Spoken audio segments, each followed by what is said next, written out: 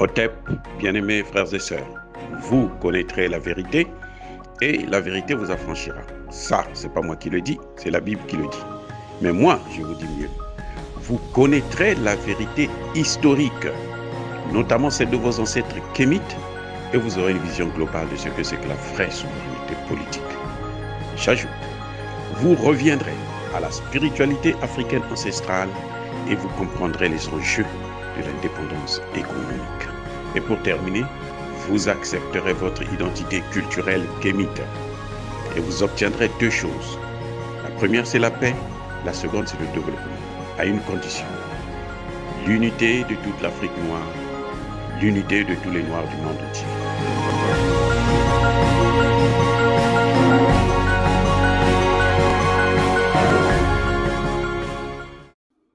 Otep à tous, bien-aimés frères et sœurs, nous allons écouter ce compatriote congolais qui explique la situation du Congo et qui nous pose la question de savoir qu'est-ce qu'il faut faire, quels sont les conseils que nous avons à donner au président Tshisekedi. Donc, je vous laisse écouter ce frère et après, nous allons apporter notre contribution. Ce qu'il dit est très, très, très sensible. C'est pour ça que j'aime l'écouter. Des réunions comme ça, entre Félix et l'Occident, vont se multiplier. Vous allez le voir. Les Occidentaux vont venir chez Félix. Tout ce qu'on appelle négociation de paix, vous êtes Congolais, vous devez comprendre. Si on ne vous explique pas les dessous des cartes, vous risquez de vous perdre dans les déclarations politiques. Vous allez voir les Américains qui viennent, qui vous disent « Nous sommes derrière le Congo. Nous sommes avec vous. Nous sommes dans la position du Congo. » Ne vous contentez pas des discours des caméras. Il faut connaître les dessous des cartes.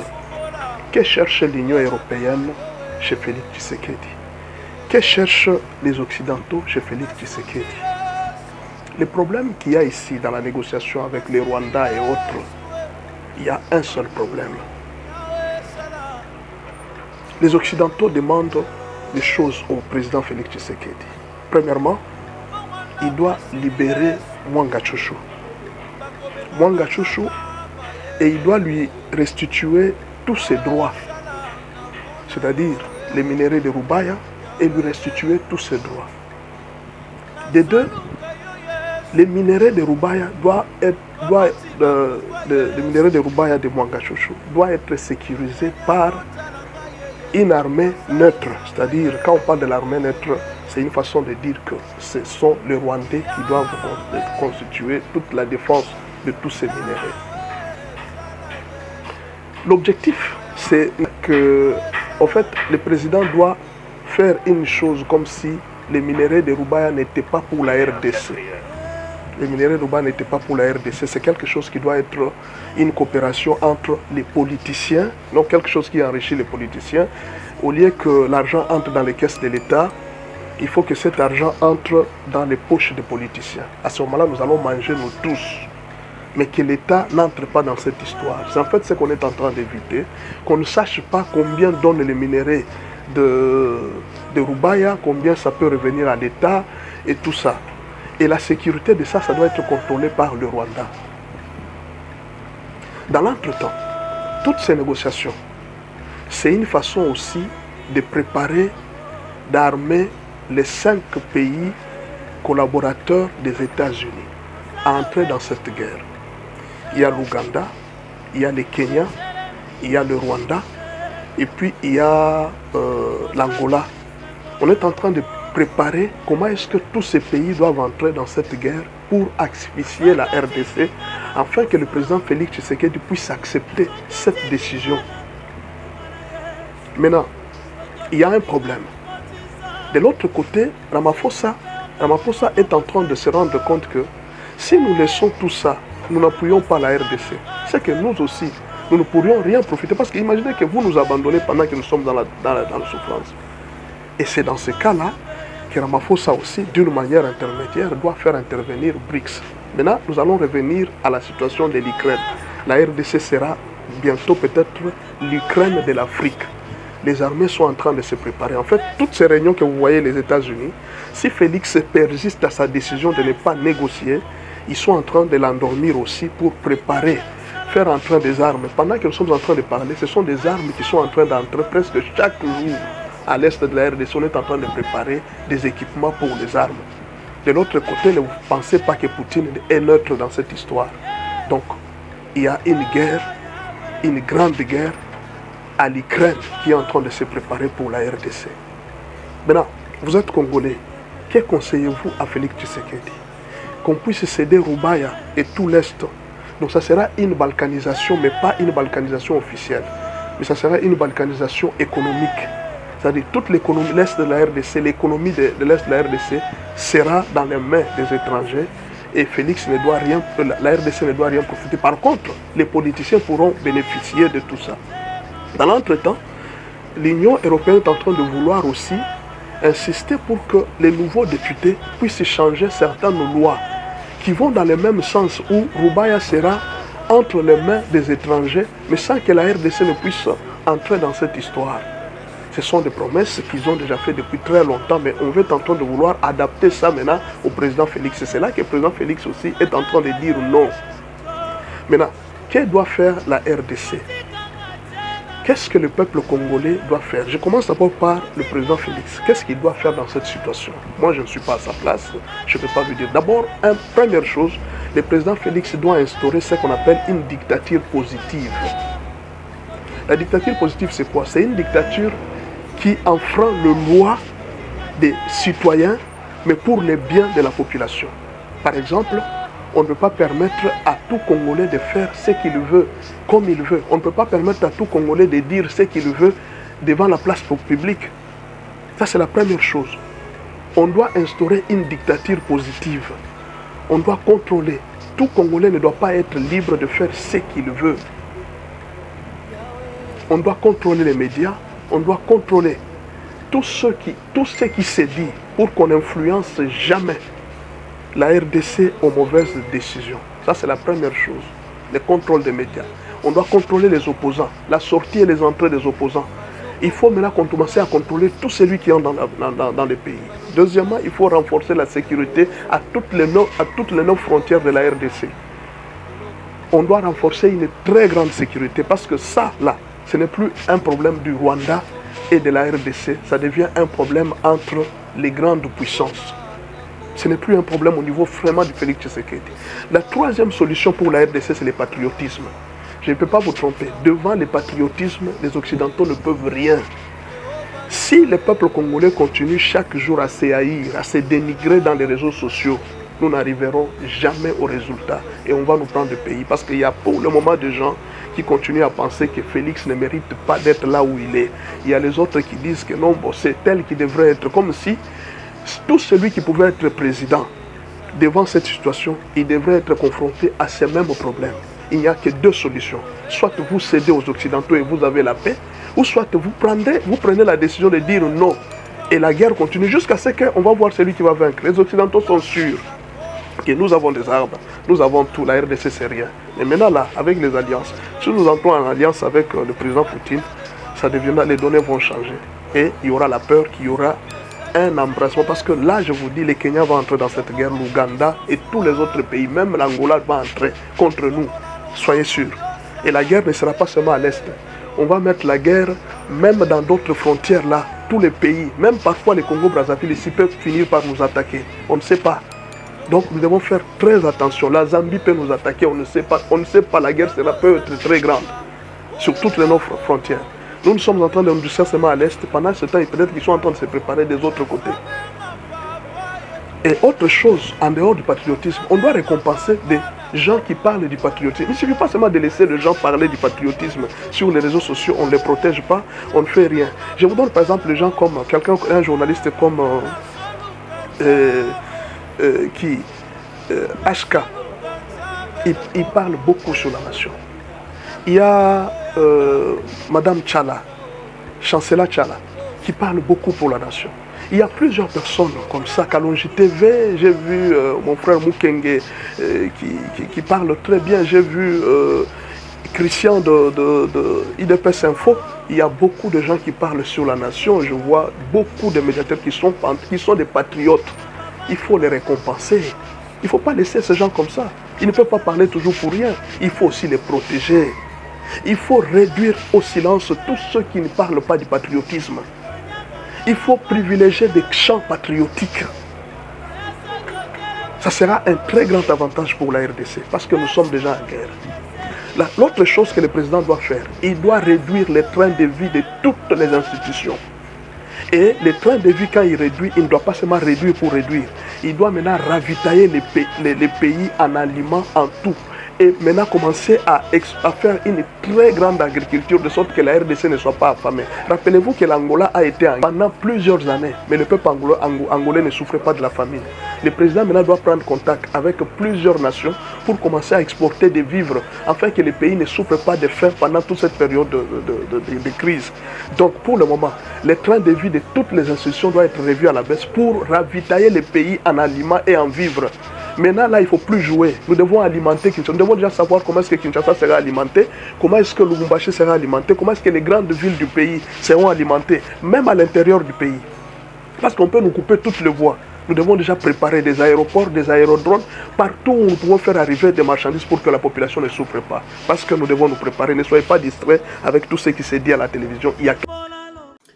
Voilà. Après avoir écouté avec vous ce compatriote, ce frère, j'aimerais apporter ma modeste contribution dans cette situation. D'abord, je veux vous dire que c'est vrai, ce qu'il a dit, qu'ils veulent faire de l'Est du Congo démocratique une zone spéciale, hein, ou j'allais plutôt dire une zone occidentale, puisqu'ils veulent s'accaparer des ressources, hein, se rassurer que ces ressources-là ne peuvent pas être utilisées par d'autres pays en dehors d'eux, et que ces ressources-là puissent leur appartenir à 100%, sans aucune discussion, aucune contrepartie. Ils ne veulent pas que le Congo se développe, parce que c'est ça le problème. C'est-à-dire que si ils travaillent, le Congo n'a jamais dit, même Tshisekedi n'a jamais dit que non, je ne veux pas que vous puissiez venir investir chez nous, que vous puissiez utiliser les matières premières. Non, le Congo n'a jamais dit ça. Si quelqu'un vous dit ça, c'est faux. Le Congo a toujours été ouvert, a toujours accepté de recevoir, de travailler avec tout le monde, avec les firmes occidentales. Mais le Congo, ce que le Congo demande, c'est qu'ils viennent au Congo. Ils n'ont pas besoin de passer par le Rwanda. Ce n'est pas les biens du Rwanda et on ne peut pas les partager avec le Rwanda. Quelles que soient les circonstances, nous assumerons notre responsabilité. Mon frère, ça, tu peux dormir tranquille. Parce que même le Dieu de nos ancêtres là, ne le tolérera jamais. Nos ancêtres, aucun de nos ancêtres, nous sommes des guerriers. Nous sommes des guerriers, si on nous impose la guerre, nous allons faire cette guerre. Même sans les moyens de dernière génération, comme on le voit avec l'Ukraine. Les Wazalendo sont en train de nous montrer, nous donner la preuve que nous sommes capables de les affronter avec les moyens du bord. Je vais vous rappeler notre maman, notre grand-mère, Djipa Vita. Elle a combattu, c'était une guerrière. On l'a assassinée, on l'a brûlée. Les Blancs, pas les Noirs, les Blancs l'ont brûlée, vive, avec l'enfant au dos. C'est comme ça qu'on l'a tuée. Nous sommes des guerriers. Elle n'avait pas renoncé à ses valeurs, aux valeurs qu'elle respectait. Alors, nous n'allons pas aussi nous permettre de se faire, comment dirais-je, dominer encore par les mêmes gens qui, à travers le Rwanda, veulent nous prendre en esclavage et nous coloniser encore. Non, ça ne se fera pas. Parce que de toutes les façons, il n'y a pas que Rutshuru où il y a des matières premières. Non, mon frère, il ne faut pas croire à ça. Il n'y a pas que Rutshuru, c'est tout le Congo, c'est toute l'Afrique. Vous ne voyez pas qu'on est en train de découvrir partout. L'Ouganda qui est en train de faire la guerre là, pour les matières premières. Là. On a découvert des grands gisements de pétrole en Ouganda. De grands gisements de pétrole en Ouganda. Le cobalt, là, vous voyez le Kenya, Ruto, qui s'est engagé du côté des Occidentaux pour venir aussi détruire le Congo. Le Kenya, on a découvert, il y a le cobalt au Kenya. Il y a le cobalt au Kenya. Vous voyez, ça dit que c'est incroyable. Ces gens-là, ils nous ont menti à l'époque en nous disant que non, là, il n'y a pas de matière première. Le problème, c'est pour occuper. Ce que vous voyez là, même au Rwanda, il y a des matières premières. En tout cas, en quantité assez suffisante pour que les Rwandais puissent vivre normalement. Kagame fait ça, c'est juste parce que il croit qu'il est blanc, il est le coder. On lui a dit que non, les Tutsis sont des blancs à peau noire. Ouais, des imbécilités comme ça, lui, il croit à ça. C'est pour ça qu'il est si nul. Mais en réalité, il y a des matières premières partout en Afrique. Partout. Le président Assamba Deba disait à ses interlocuteurs, il dit, mais attendez, vous croyez que les matières premières, là, Dieu aussi a respecté les limitations que eux ils ont faites là, en ce qui concerne les matières premières? C'est parce qu'il y en a où on n'a pas encore découvert. Au Kenya, on vient de découvrir le cobalt, le coltan et autres, il n'y a pas longtemps. En 2023, là. Il n'y a même pas 2 ans. Même pas 1 an, quelques mois à peine. En Ouganda, c'est pareil. Mais le problème, c'est que la technique qu'ils sont en train de faire, s'ils réussissent au Congo, c'est parce que le Congo est grand, il faut le diviser pour mieux le contrôler. Mais après, ils vont contrôler le Rwanda, ils vont contrôler l'Ouganda, ils vont contrôler... C'est eux qui ne comprennent pas, les dirigeants là qui sont tordus, pourris, qui ne sont pas allés dans des vraies écoles, qui n'ont pas étudié, qui sont bêtes. Il faut dire qu'ils sont bêtes et nuls. On ne peut pas, vous ne pouvez pas tuer 18 millions et puis vous êtes là, vous continuez à jouer le jeu des Occidentaux alors que maintenant avec les réseaux sociaux, toutes les informations sont sur les réseaux sociaux. Bref, il n'y a pas que le Rutshuru. Donc, si on laisse Rutshuru, même si aujourd'hui on dit, bon, Rutshuru, c'est bon, on va leur laisser ça, il y a d'autres matières premières. Non, ils vont aller aussi là-bas. C'est une expérimentation. Vous avez vu comme ils ont détruit le Soudan? Est-ce que ça s'est arrêté là? Il y a la paix au Soudan. Ça continue pas?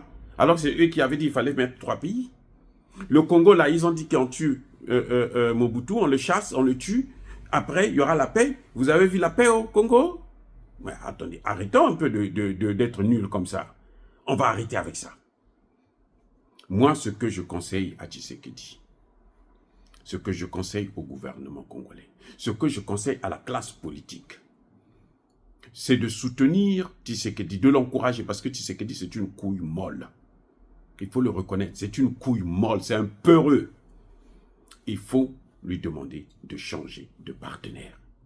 On est avec un partenaire qui ne nous donne pas les armes, qui nous a mis sous embargo. Parce qu'au Conseil de sécurité, là, ce sont les États-Unis qui règnent.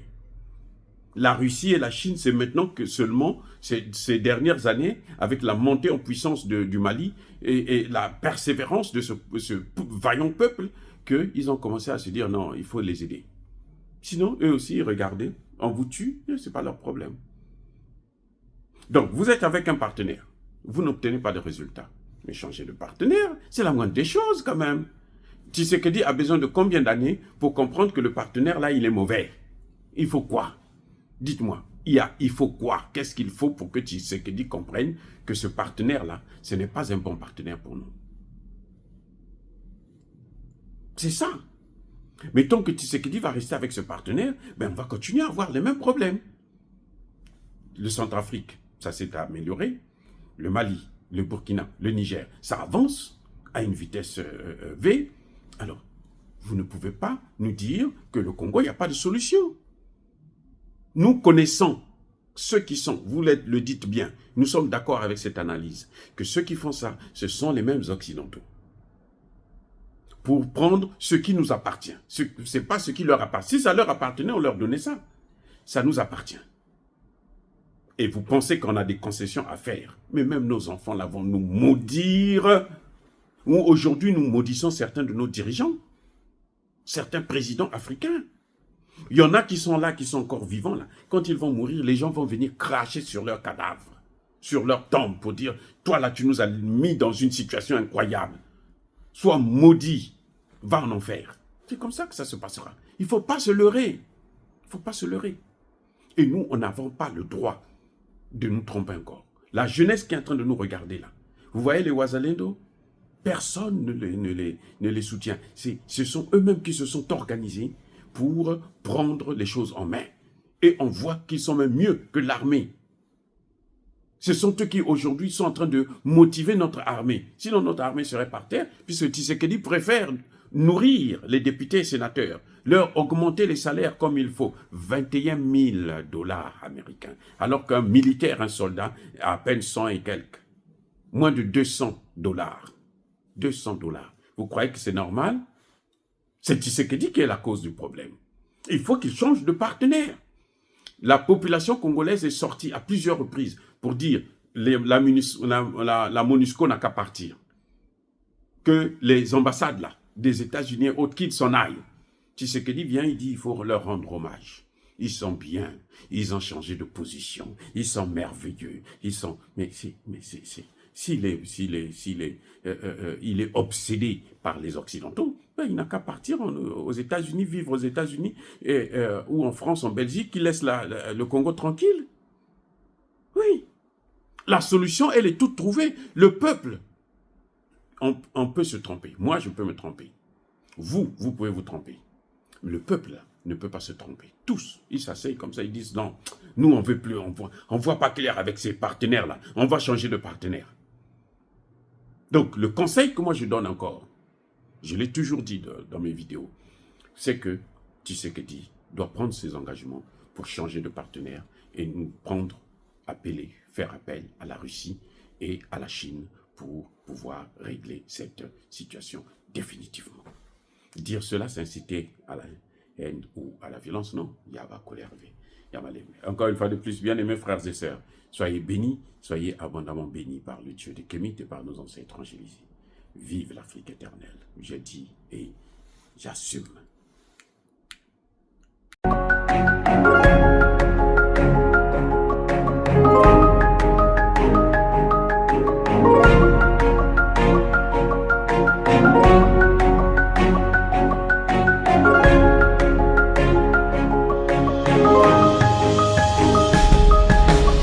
Eux, ils marchent par la foi et non par la vue.